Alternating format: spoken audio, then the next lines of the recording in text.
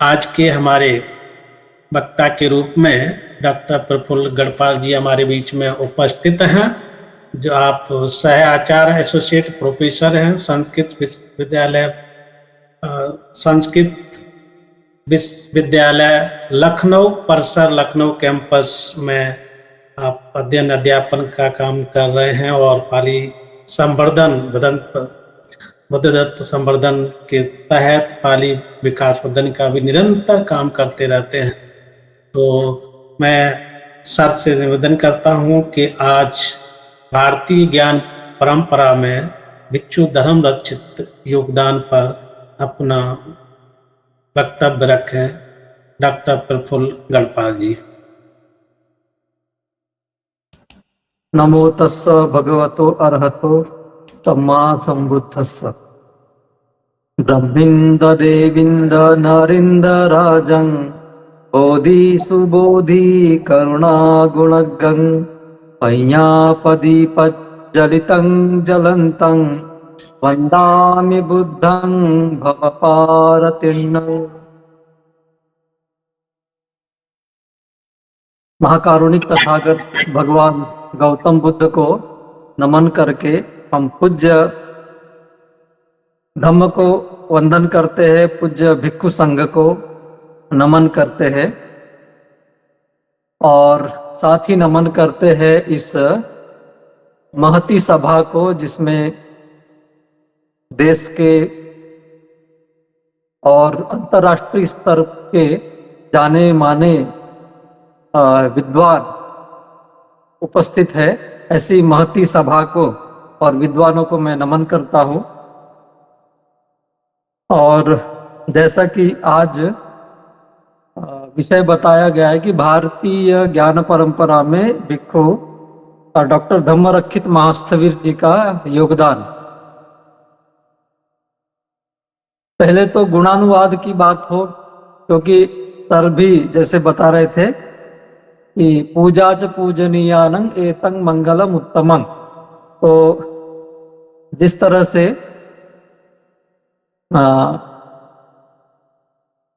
अभी जो पुस्तक के बारे में बताया गया था कि एक पुस्तक हमारे मित्र ने रची है, ऐसे ही एक छोटा सा प्रयास मेरे द्वारा भी किया गया है।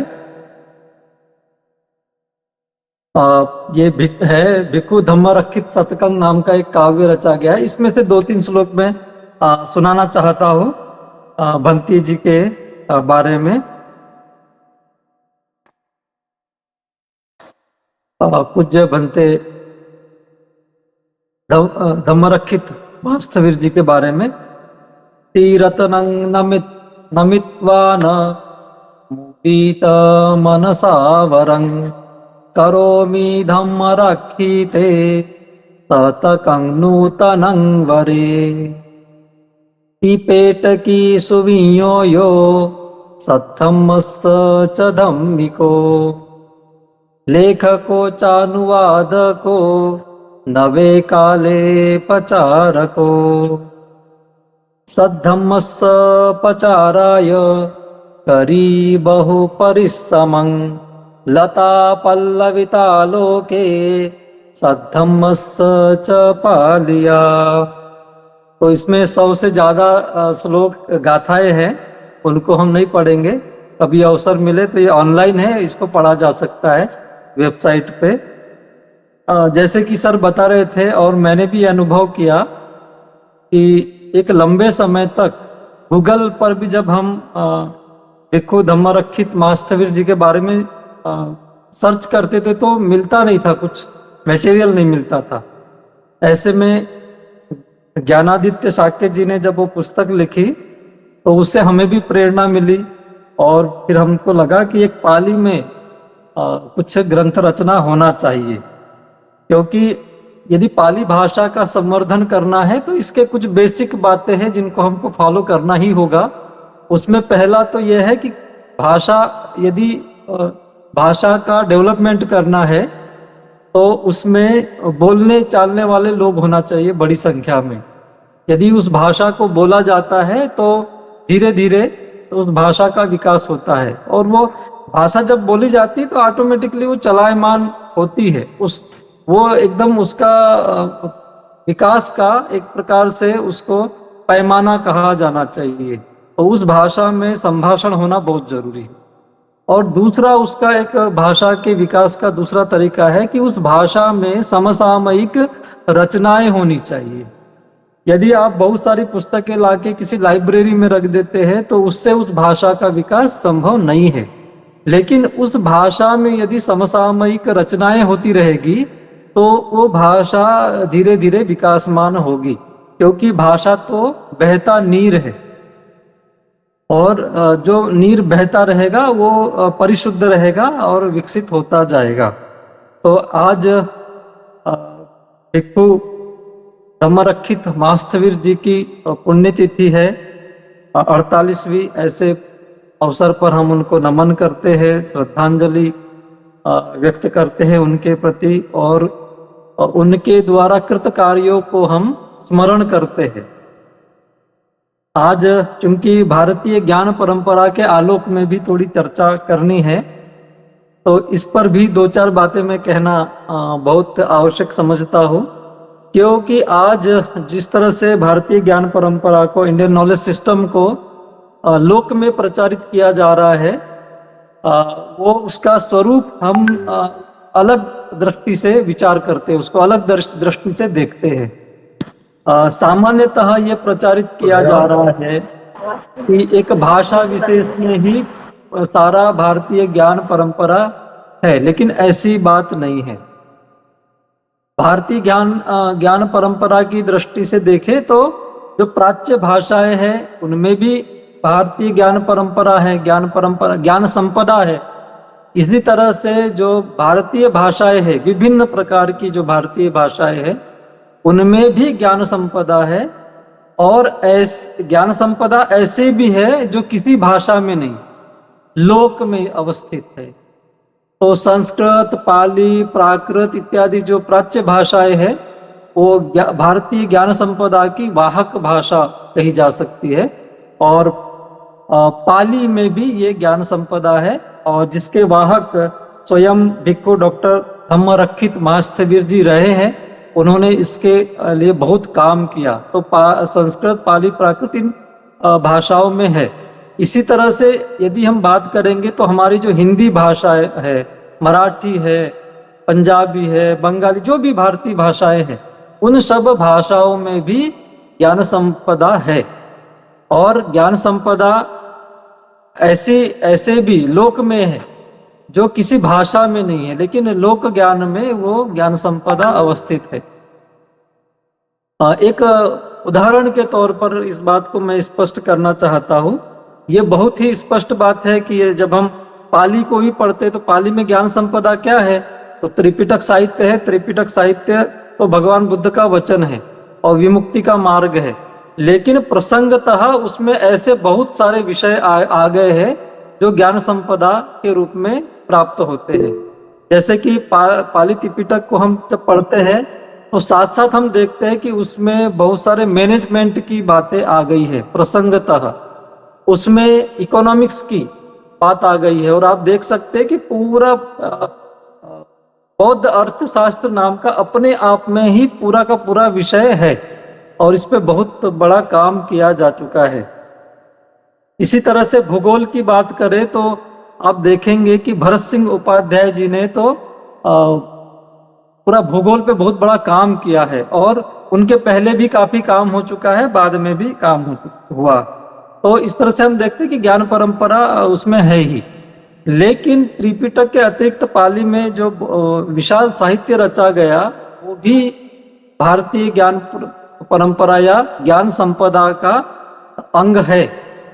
जैसे कि हम देखते हैं कि वंश साहित्य है, तो वंश साहित्य प्रकारांतर से इतिहास और संस्कृति का तात्विक प्रबोधन करता है या संवाद करता है। इसी तरह से उसमें हम देखते हैं कि छंद शास्त्र के ग्रंथ है, अलंकार शास्त्र के ग्रंथ है, शब्द शास्त्र है, उसमें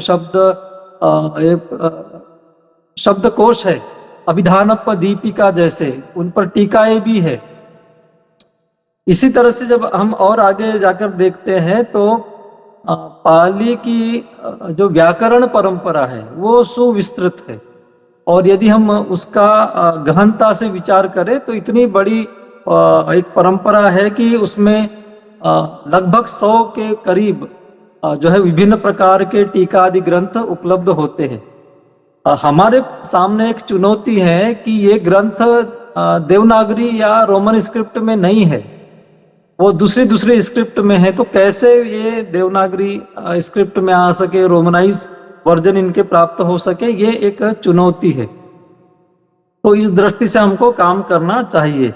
अभी मैं भिक्खु डॉक्टर धम्मरक्षित महास्थविर जी के बारे में ज्यादा बोलने के उस तरह से मेरा अभी विचार नहीं है, लेकिन मैं उनके द्वारा जो संकल्पित बातें हैं, उनके द्वारा जो सूत्र दिए गए हैं जीवन में काम करने के लिए, उनका व्यक्तित्व को देखकर जो हमें प्रेरणा मिलती है, मैं उस पे थोड़ा सा दृष्टिपात करना चाहता हूँ। वैसे तो मेरे समक्ष बहुत बड़े बड़े विद्वान हैं और मैं उनके सामने बोलना ही मुझे बहुत कंफर्टेबल नहीं लग रहा है, फिर भी मैं एक प्रकार से अपनी बात रख रहा हूँ। मुझे भी इसके लिए यदि कोई धृष्टता होती तो क्षमा भी करेंगे। तो अभी जैसे सर बता रहे थे, प्रोफेसर रमेश प्रसाद सर, कि पाली भाषा को शास्त्रीय भाषा का दर्जा दिया गया है भारत सरकार के द्वारा, तो ये बहुत ही सकारात्मक कदम है। और आने वाले समय में पाली की दृष्टि से भारतीय ज्ञान संपदा जो कि पाली के आलोक में देखते हैं, उसके लिए बहुत बड़ा एक अवसर उपलब्ध हो रहा है और बहुत इस दिशा में काम करने की बहुत आवश्यकता है। आज जिस तरह से हम विचार कर रहे हैं, भिक्खु धम्मरक्षित महास्थविर जी के बारे में जैसे चर्चा कर रहे हैं, तो हम थोड़े सालों पहले जब गूगल में भी जाकर देखते थे तो इनके बारे में ज्यादा कुछ मटेरियल नहीं मिलता था। अभी कुछ सामग्री उपलब्ध हो रही है, धीरे धीरे काम इस पे किए जा रहे हैं। इसी तरह से पाली के ज्यादातर विद्वान उपेक्षित ही है। मैं उपेक्षित शब्द का उपयोग करना चाहता हूं जानबूझकर। उनके बारे में पर्याप्त जानकारियां नहीं है पब्लिक डोमेन में, तो हमको इसमें काम करने की बहुत आवश्यकता है। यदि सांस्थानिक दृष्टि से ये संभव होता है तो बहुत अच्छा है, नहीं तो समाज को इस तरह से आगे बढ़ना चाहिए। आज जिस तरह से भिक्खु धम्मरक्षित जी के ऊपर थोड़ी छोटी छोटी किताबें आ रही है, इसी तरह से दूसरे जो बड़े विद्वान हुए हैं, और मैंने व्यक्तिगत रूप से इस तरह का कुछ नाम इकट्ठा करने का प्रयास किया। तो मेरे पास 250 से 300 ऐसे विद्वान हैं जिन्होंने पाली पर बहुत ही महत्वपूर्ण काम किया। तो उनके ऊपर मोनोग्राफ लिखने की आवश्यकता है। छोटी छोटी पुस्तिकाएं लिखी जाए, 25 पेज की, 30 पेज की। ये काम जो है सांस्थानिक दृष्टि से किसी प्रोजेक्ट के तहत हो जाता है तो बहुत अच्छा है। इससे हम व्यापक दृष्टि से जनता में हमारे महनीय आचार्यों के परिचय को और उनके कृतित्व को लेकर जा सकते हैं। क्योंकि यदि हम एक ही आचार्य को देखते हैं, कभी कभी तो मैं डी कौशाम्बी जी का एक पुस्तक है निवेदन नाम का, उसको जब मैं पढ़ता हूँ तो मेरे आंखों से आंसू निकलने लगते हैं। कितना परिश्रम करके, कितनी विपरीत परिस्थितियों में उनके जेब में पैसा नहीं होता था, फिर भी वो आगे चलना है, काम करना है, ये उनके अंदर संकल्प रहा और उन्होंने पूरी परंपरा को स्टेबल कर दिया। तो ये केवल एक आचार्य की ये स्थिति नहीं थी। उस समय ज्यादातर आचार्य अभावग्रस्त रहकर भी उन्होंने ये काम किया। मुझे तो ये लगता है कि आज की स्थिति देखकर कि काश कि वो दिन फिर से वापस आ जाए। उन आचार्यों ने जितना काम किया है वो दिन फिर वापस आ जाना चाहिए, और आज फिर से वो उस तरह के काम यदि हम कर सके तो ये बहुत ही महत्वपूर्ण होगा। और हमारा जो जीवन है, ये जीवन तो उधार का है। मैं अपने व्यक्तिगत संवाद करता हूं तो मुझे लगता है कि ये जीवन तो कभी भी जाना है, कल भी जाना है, परसों भी जाना है, वो आज भी जा सकता है। लेकिन यदि हम काम कुछ कर सकते तो बुद्ध शासन के लिए काम करना चाहिए। और बुद्ध शासन के लिए जब काम करते हैं तो ये हमारे पुण्य के लिए होगा। हम बुद्ध शासन के लिए क्या कर रहे हैं, हम अपनी भलाई के लिए काम कर रहे हैं। तो समय चाहे इस तरह से जाएगा, लेकिन उसका सदुपयोग होना चाहिए, उस जीवन का सदुपयोग होना चाहिए। तो ये जो मोनोग्राफ का जो संकल्पना है, इस तरफ हमारे आचार्य अवश्य ही दृष्टि देंगे और किस तरह से ये काम आगे बढ़ सकता है वो उस पे कुछ काम किया जाना चाहिए, ऐसा मैं अनुरोध करता हूँ आज इस सभा के बीच में। दूसरा है कि हमें सर्वे बेस्ड कामों की आवश्यकता है। अभी सर्वे बेस्ड काम करेंगे तभी हमें पता चलेगा कि हम कहाँ हैं, पहले कहाँ थे, अब कहाँ है और भविष्य में कहाँ जाना है। तो हम एक मोनोग्राफ्स तो लिखना ही है, लेकिन एक रिपोजिटरी भी हमें बनाना चाहिए पाली विद्वानों की। आज भी जैसे आचार्य जी इतना काम कर रहे, प्रोफेसर राम नक्षत्र प्रसाद जी, प्रोफेसर रमेश प्रसाद जी, प्रोफेसर बिमलेंद्र कुमार जी, ये सब आचार्य इतना काम कर रहे हैं, लेकिन इस काम को किसी एक जगह संकलित करके यदि हम करेंगे तो बहुत सारे आचार्यों के काम एक जगह देखे जा सकते एक ही समय में। ये बहुत ही महत्वपूर्ण काम होगा। इसी तरह से विभिन्न संस्थाएं भारत में काम कर रही है अलग अलग स्तर पे। कुछ तो एकेडमिक संस्थाएं हैं, कुछ जो है सामाजिक संस्थाएं हैं और कुछ जो है मोनेस्टिक संस्थाएं भी है, विहार है। तो इस तरह से ये सबका भी डेटा हमारे पास होना चाहिए। कभी ऐसा समय आ सकता है कि सरकार हमसे पूछे कि पाली की क्या स्थिति है, तो उस समय हम ये डेटा बता सकते हैं कि इस समय ये स्थिति है और इसको डेवलप करने के लिए यहाँ इन कदमों की आवश्यकता है। और डेटा बहुत जरूरी होता है। पिछले 10 साल पहले फिर द्वितीय संस्कृत कमीशन, द्वितीय संस्कृत आयोग का भी गठन किया गया था। वैसे ही संस्कृत के इतिहास, पाली के इतिहास, वर्तमान स्थिति और भविष्यगामी योजनाओं की दृष्टि से, विकास की दृष्टि से पाली कमीशन भी बैठना चाहिए। इसके लिए भी हमें सरकार से अनुरोध करना चाहिए, केंद्र सरकार से। और एक जो बड़ा काम है, पिछले 20 सालों से भारत में एक काम चल रहा है अनवरत गति से और अपने मध्यम स्वर में, वो है अंतरराष्ट्रीय त्रिपिटक संगायन का। वांगमो डिक्सी नाम की एक अमेरिका की उपासिका, महोपासिका इस काम को कर रही है। इस वर्ष भारत को यह अवसर प्राप्त हुआ है कि भारत अभी मेजबानी 2025 और 2026 में करेगा। तो ये बहुत ही अच्छा अवसर है हम सभी के लिए। तो इस महान अभियान से हम सभी को भी जुड़ना चाहिए और चाहे हम किसी तरह से हम सहयोग कर सकते हैं, तन मन धन जैसे भी, तो हमें इस अभियान में जुड़कर, क्योंकि त्रिपिटक संगायन का यह जो काम है यह पाली का ही काम है।